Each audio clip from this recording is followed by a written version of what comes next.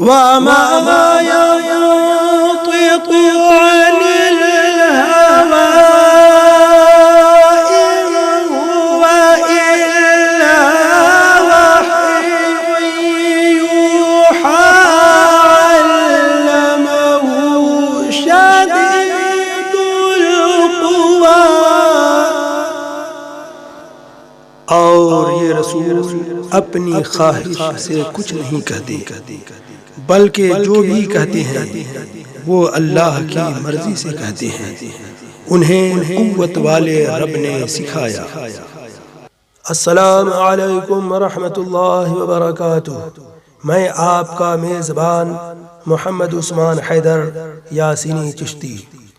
اجالا دیتی ہے بجھتے ہوئے چراغوں کو، اجالا دیتی ہے بجھتے ہوئے چراغوں کو، جہاں جہاں بھی حدیث رسول جاتی ہے.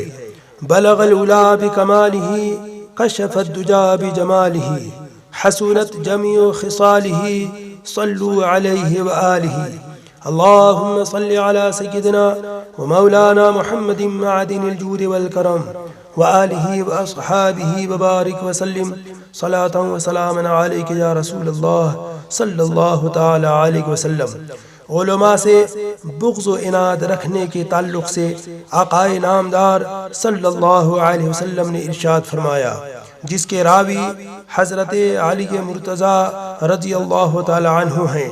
نبی کریم صلی اللہ تعالی علیہ وسلم نے ارشاد فرمایا، میری امت اپنے علماء سے بغض رکھنے لگے، بلند و بالا عمارتوں پر فخر کرنے لگے، تقوی و طہارت کی جگہ مال و دولت دیکھ کر رشتہ داری اور نکاح ہونے لگے، تو اللہ تعالیٰ ان پر 4 قسم کے عذاب کو مسلط کر دے گا.